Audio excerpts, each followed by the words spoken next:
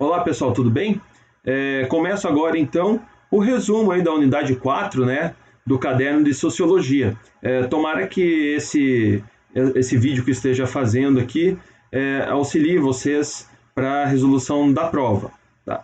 Eu senti falta aí de vocês estarem comentando, né, debatendo junto comigo.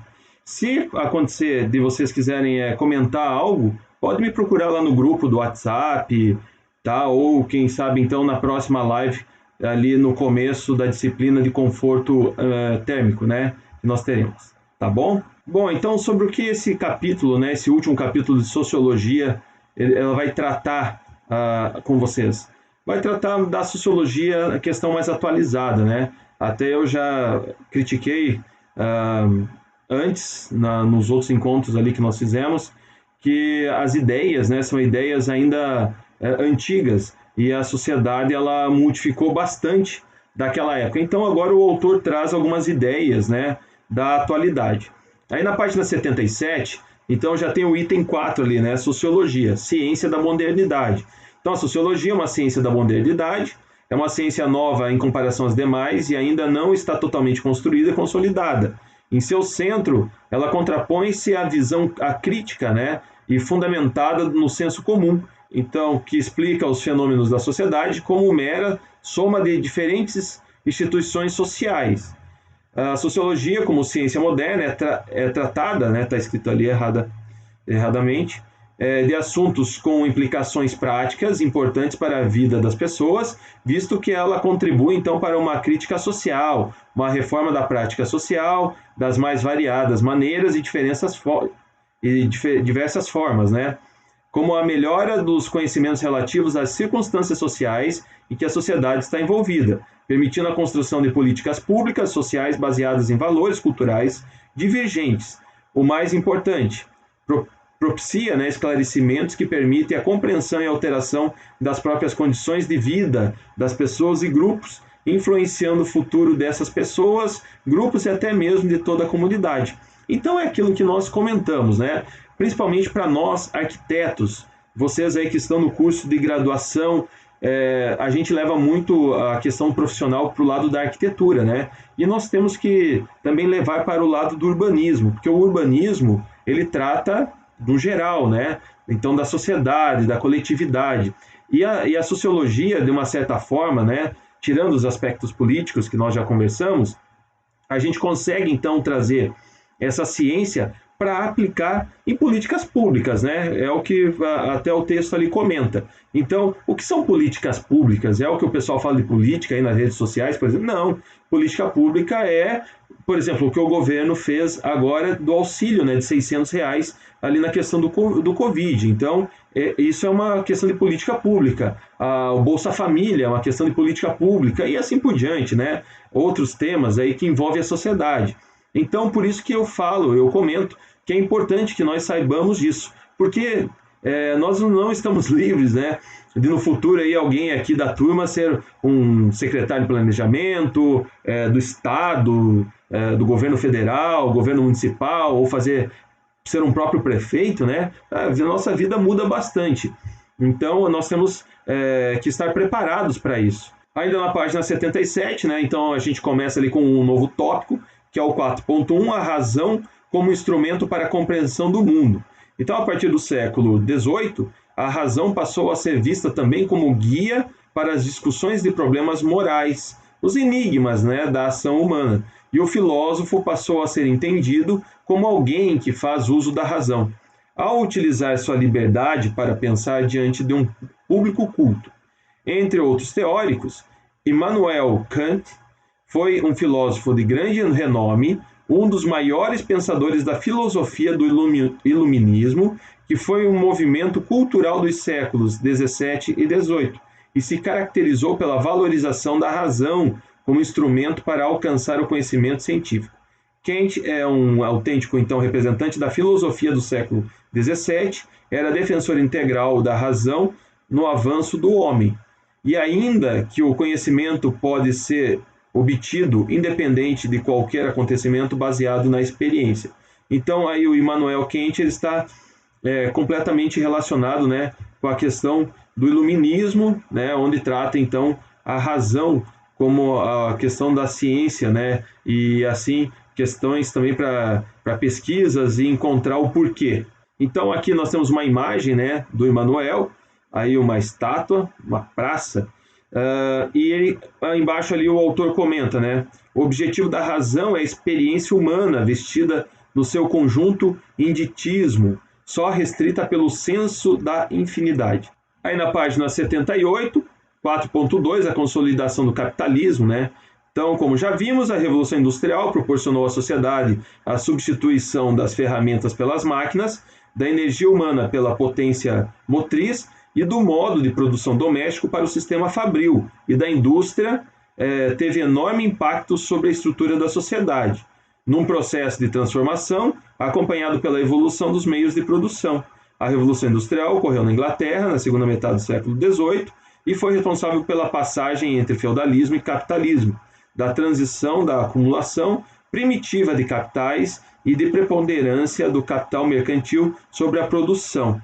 Então, a questão da consolidação do capitalismo, né, ainda a gente vai continuar a ver sobre esse tópico 4.2, mas há mais ou menos uma separação, né, algumas décadas depois aí da Revolução Industrial, onde eu, pelo menos no meu ponto de vista, vejo que os países do Ocidente, né, eles são mais tendenciosos ao capitalismo, enquanto o Oriente tende mais ao comunismo, tá? Ao socialismo, né?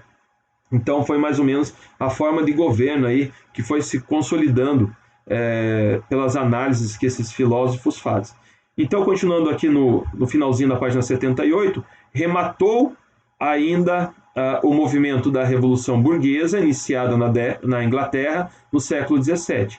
A Revolução Francesa foi outro acontecimento que modificou a servidão e os direitos feudais, proclamou os princípios universais de liberdade, igualdade e fraternidade, que é o lema, então, lá da França, né? Liberté, égalité e fraternité, e que, de um certo modo, trouxeram também para Minas Gerais, né? Esse mesmo conceito aí da liberdade francesa, né? Então, nós conhecemos lá a história que é o nosso Tiradentes, que tentou, então, fazer ali uma revolta e não foi bem sucedido. Então, acabou sendo decapitado e a gente sabia as histórias do Brasil. Há alguns historiadores que não defendem ele como herói, tá? Já tem outros historiadores que defendem ele como herói.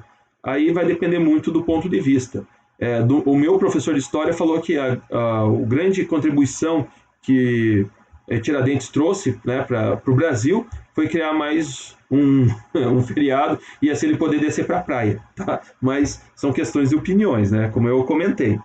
Agora aqui também no final da página 79, o autor criou um tópico chamado Sociologia e sua História Social, né? Então, aí o tópico 4.3. Então, a sociologia surge em decorrência das necessidades dos homens de compreender os inúmeros problemas sociais que estavam surgindo em proporções nunca vistas devido à industrialização iniciada no século XVIII.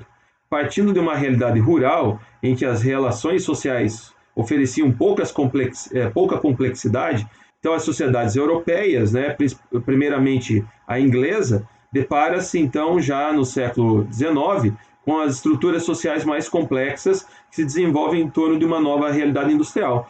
O que me parece aqui, pelo que o nosso professor conteudista escreveu no livro, é que antes da Revolução Industrial não havia nenhum problema na sociedade, né?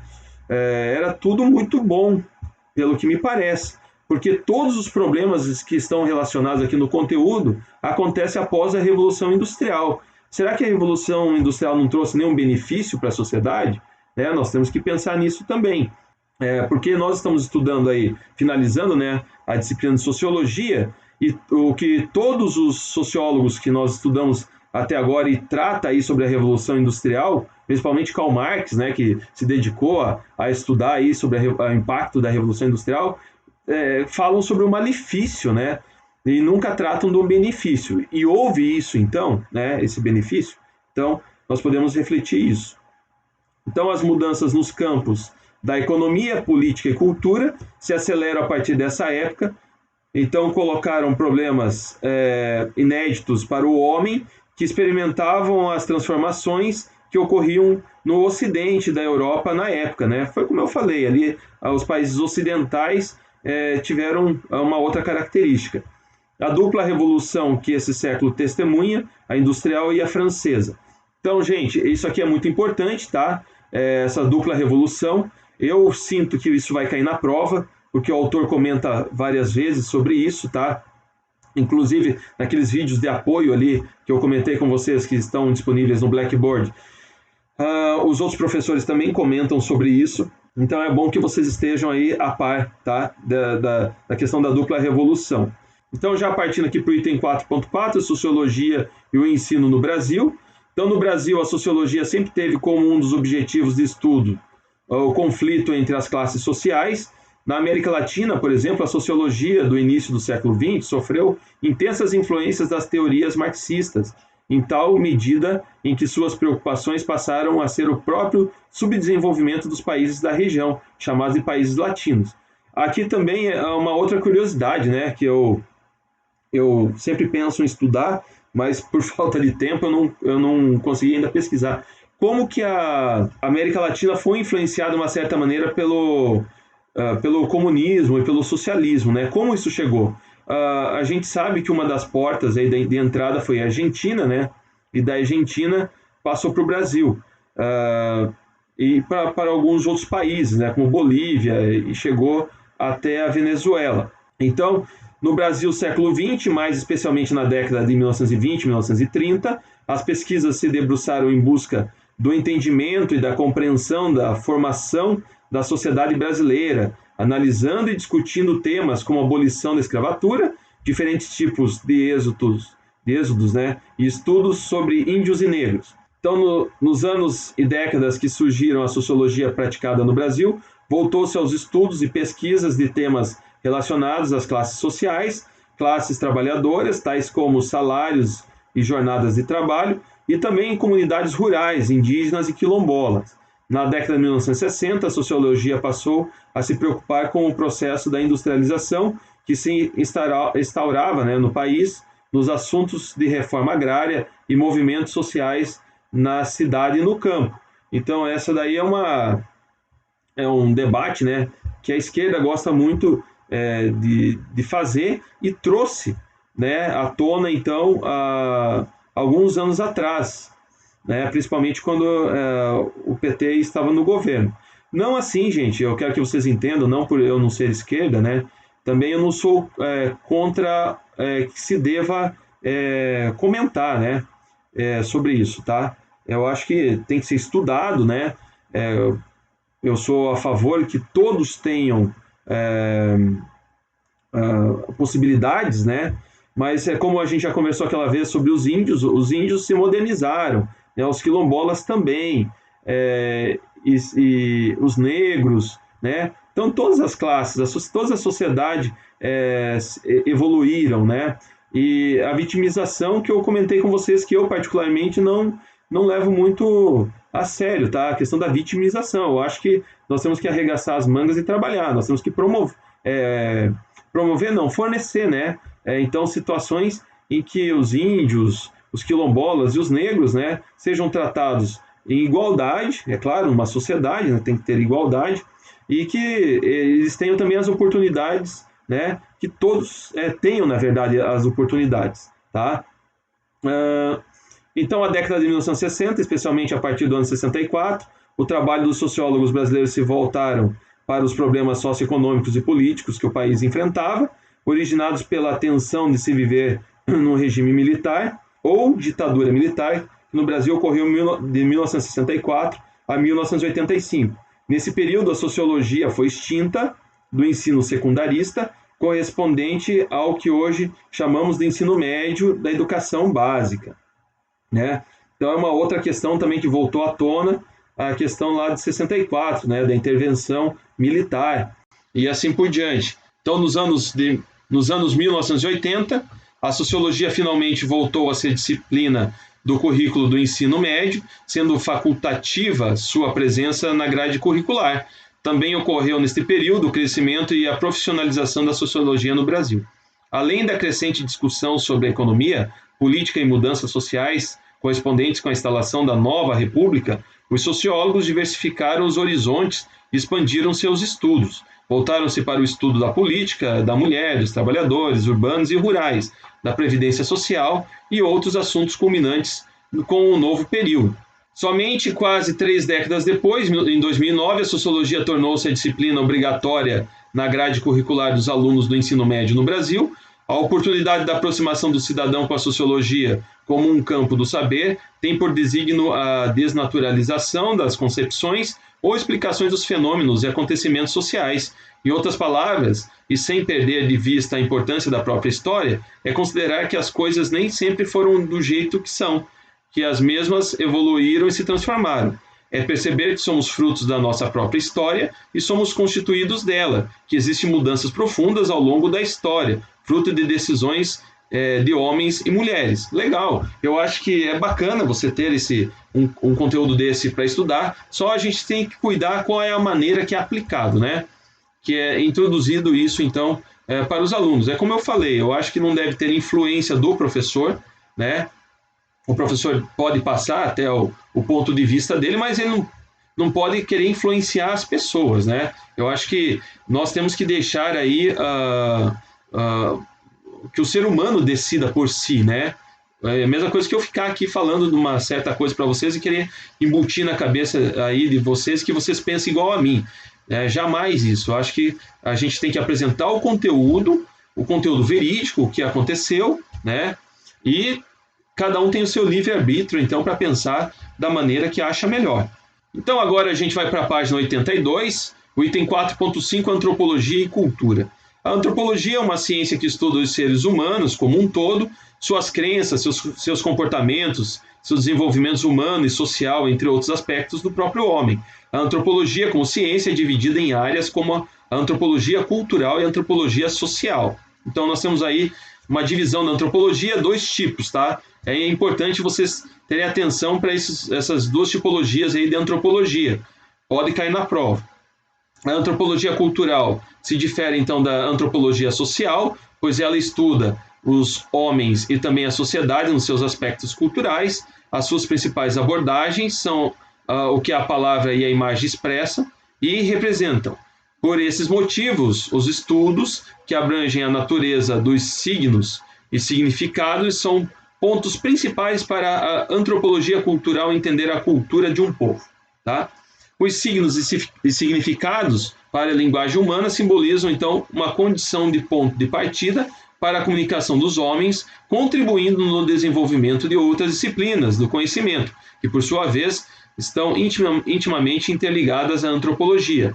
Então, essas ligações concluem que alguns humanos vivem em estado de natureza pura, outros são cosmopolitas, mas todos são constituídos de cultura e também produtores desta. Então, deste modo, há melhores entendimentos que a cultura dos outros não é melhor ou pior que a sua, mas da mesma significância. Isso é importante para que possamos valorizar as relações étnico-raciais e também a indígena. Eu já parei várias vezes, né, para pensar o que é a gente ter cultura, né? Por que a gente pode classificar que eu tenho cultura e uma outra pessoa não tem? Né? Qual é o parâmetro? Eu entendo um pouco subjetivo isso, né? Aquela pessoa é uma pessoa muito culta. Então, a gente pode falar que uma pessoa ser culta é saber falar e escrever corretamente, é isso? Né? Ou então, eu tenho uma cultura, minha cultura é aprimorada porque eu ouço ópera, né? E uma outra pessoa ouve funk, sertanejo universitário e assim por diante. Então, significa que essa pessoa não tem cultura, né? A gente tem que cuidar um pouco como classificar isso. O que pode ser uma coisa culta para mim, pode ser que não seja culta para outra pessoa, né? Então, essa relatividade. Eu, pessoalmente, acho que uma pessoa culta é aquela que tende a conhecer várias áreas, tá? Entender várias áreas. Eu acho isso bem bacana, você poder sentar com alguém e conversar, né? Passar seu ponto de vista em várias áreas. Política, esporte, ciência, artes e assim por diante. É isso que eu penso, tá? É uma questão de cultura. Então, item 4.6, relações étnico-raciais e indígenas.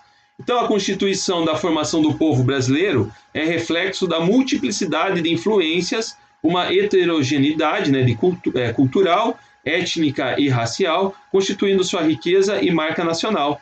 Essa realidade tem despertado a atenção de diversos setores da sociedade contemporânea, que surge, né, imagino ali, ou que urge, né, por reconhecimento, influenciados por organizações nacionais e internacionais. Então, é através da história da cultura afro-brasileira e indígena que o tema será potencializar a difusão da história em prol de uma formação para a cidadania responsável para a construção de uma sociedade justa, de igualdade de direitos, plural e democrática.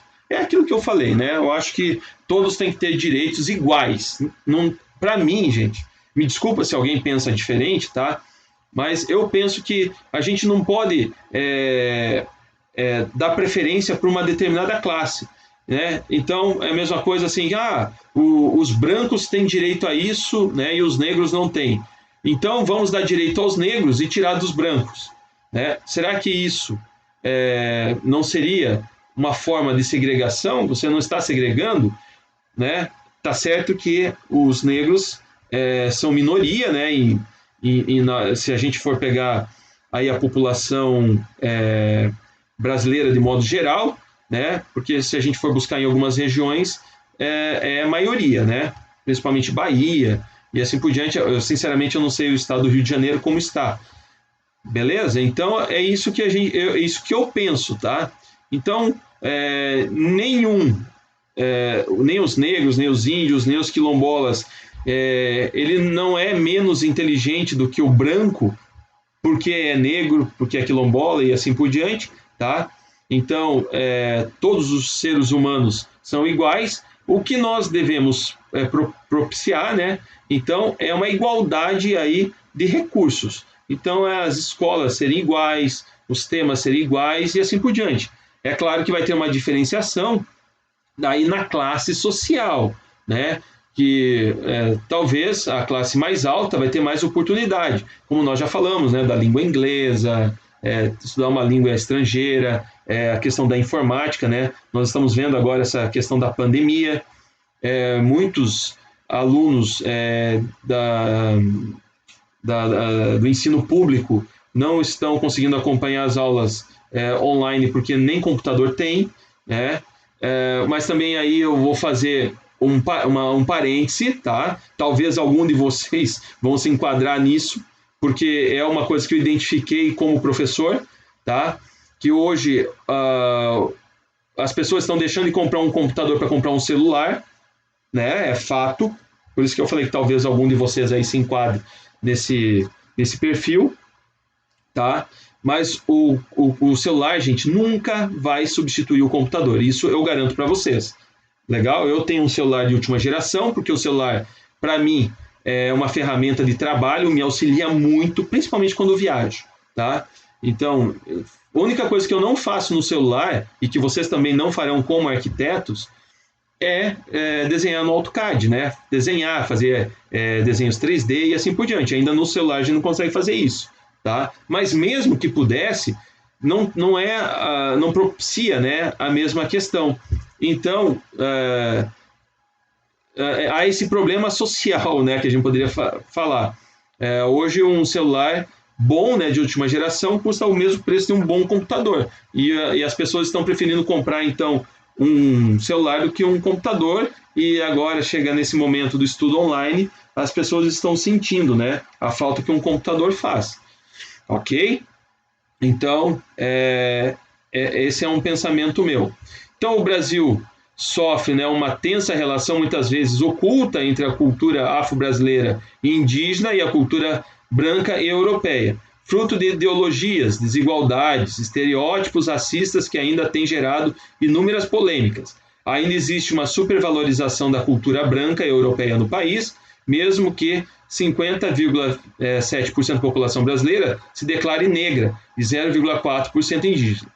Então, nesse cenário, é possível analisar que a história da cultura africana, assim como da indígena e afro-brasileira, está embasada pelo vocábulo raça, que se constrói, né, socialmente, com pontos de tensões entre brancos e negros historicamente ao longo do mundo, não sendo diferente no nosso país. O vocábulo aqui utilizado dispensa o conceito biológico empregado no século XVIII, é empregado nas relações sociais brasileiras para informar determinadas características físicas, né? Instaura-se um mecanismo de ascensão ou declínio social, de diferenciação, de condicionamento do fim e do lugar dos sujeitos na sociedade.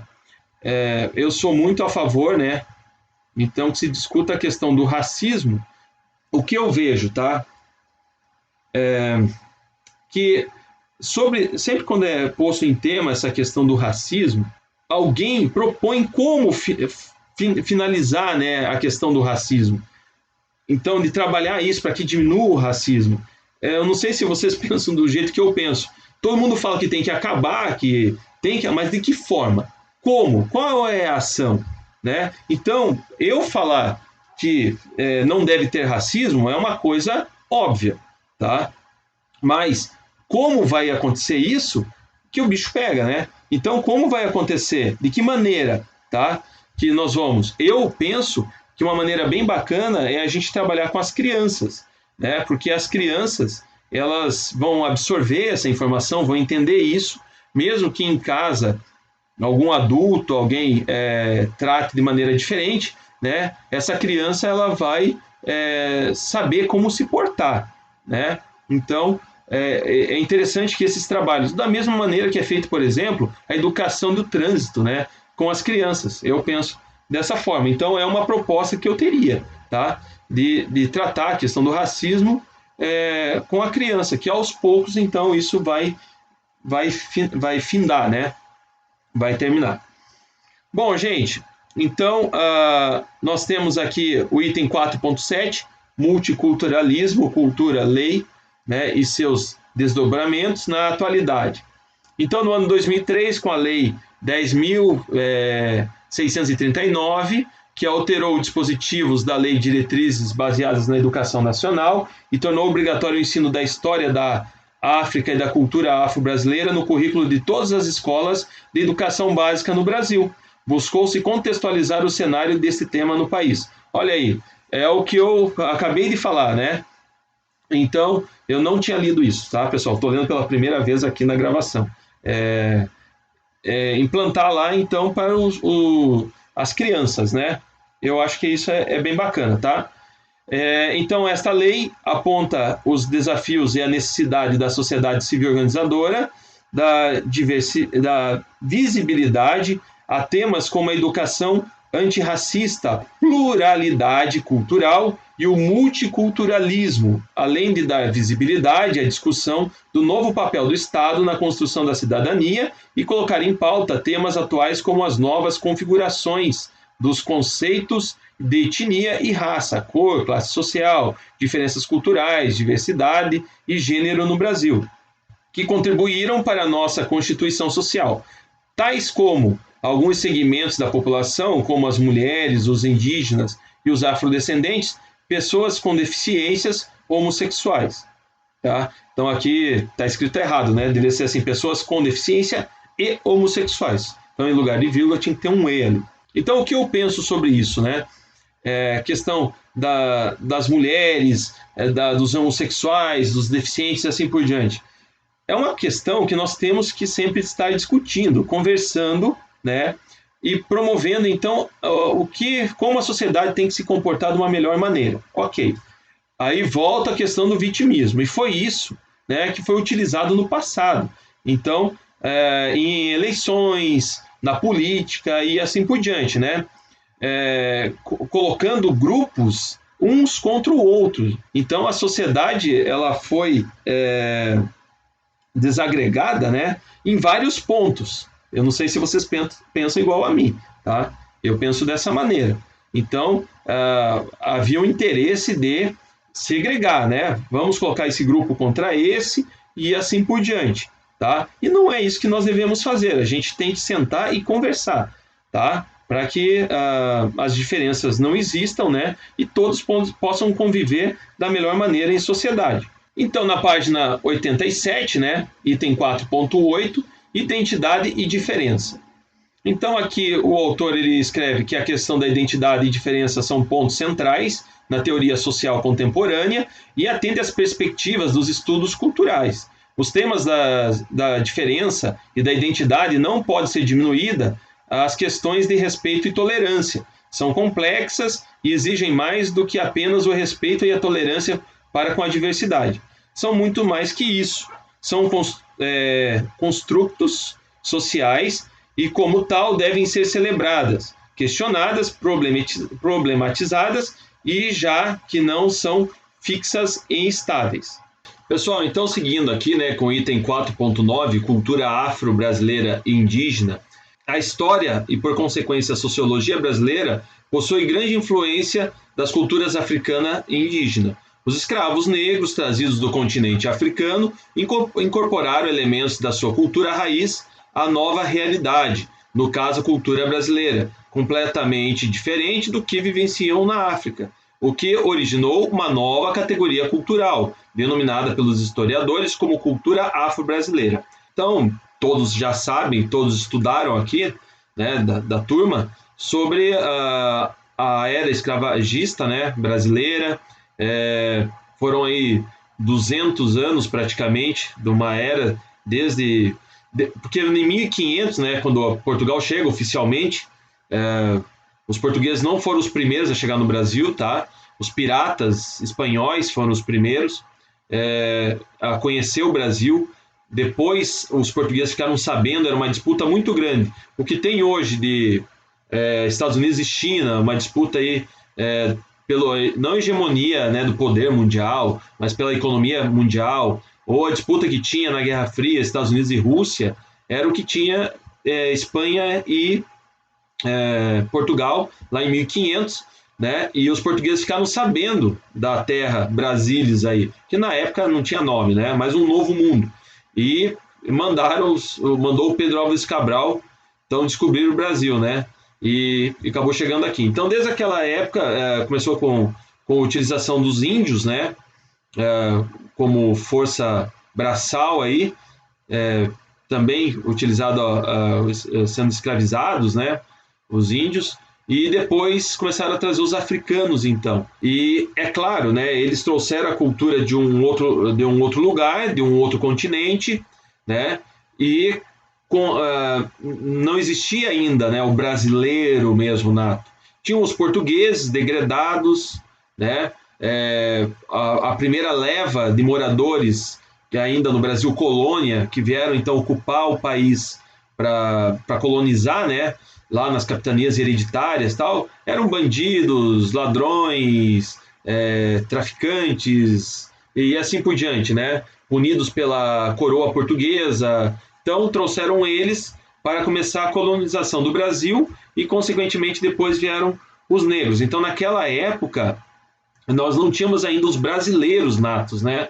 Depois que foi surgindo a cultura brasileira. Demorou um pouquinho também para ganhar força, né? Essa mistura, essa miscigenação cultural, tá?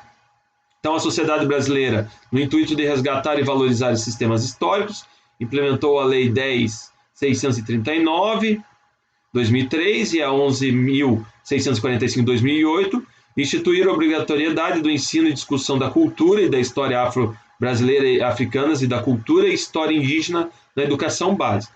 Essas leis são dispositivos que nos fazem refletir sobre a importância de se ter profissionais capacitados a atuar com o ensino de história nas diferentes escolas de educação infantil e ensino fundamental e médio do Brasil. Eu acredito assim, né, através da literatura que eu li, que a cultura indígena ela teve uma influência inicial maior que a africana. Depois, né, houve essa junção, então. Um dos principais benefícios da escola tratar esses temas com as futuras gerações é o encontro delas com a própria história, possibilidade de desmistificar o que até poucos anos atrás não era falado, pois os negros e índios apareciam nos estudos da história como seres históricos, ficando subjugados à importância do europeu, do colonizador. É aquilo que eu falo, né? Eu acho que a gente tem que mostrar a história, mas nós não devemos também tentar embutir coisas na cabeça dos outros, tá? Tem algumas questões aí que são bem contraditórias, tá? Que eu não vou entrar em questão aqui. Se alguém quiser conversar comigo sobre isso, estou à disposição, tá? Mas aqui no vídeo não vou entrar nesses pontos. Então, o segundo parágrafo aqui da página 89, né? Ao denominar-se como cultura afro-brasileira, podemos contar com o conjunto de manifestações culturais do Brasil, que receberam contribuições da cultura africana desde os tempos do Brasil colônia. Tá? No Brasil, a cultura africana também sofreu a influência da cultura europeia, principalmente do colonizador português e indígena, de forma que características de origem africana na cultura brasileira encontram-se em geral mescladas a outras referências culturais. Deste modo, a cultura indígena brasileira também sofreu influências das culturas africana e europeia. Então, um exemplo que a gente pode falar, né, da questão cultural europeia são bem representados através das festas que nós temos aqui em Santa Catarina, né, no Vale Europeu. Então, nós temos a Marejada em Itajaí, nós temos a Oktoberfest em Blumenau, né, tem a Fenarreco em Brusque, e assim por diante, né? Diversas festas. Tem uma festa italiana em Trento, Nova Trento, e outras cidades aqui da região, né? Cada mês praticamente tem uma festa. Agora não está acontecendo por causa da pandemia, eu acho que esse ano não vamos ter nada de festa. Mas é bem bacana a gente acompanhar, né, essas festas europeias aí também, como festas indígenas e africanas também, né? Então, ao abordarmos os traços fortes das culturas africanas e indígenas, que podem ser encontrados hoje em vários aspectos da cultura brasileira, podemos citar a música popular, a religião, a culinária, o folclore e as festividades populares. Os estados do Maranhão, Pernambuco, Alagoas, Bahia, Minas Gerais, Espírito Santo, Rio de Janeiro, São Paulo e Rio Grande do Sul foram os mais influenciados pelas culturas de origem indígena e africana, tanto pela quantidade de índios que se encontravam nas terras na época da colonização, quanto de escravos recebidos durante o tráfico, né, como pela migração interna dos escravos após o fim do ciclo da cana-de-açúcar na região Nordeste.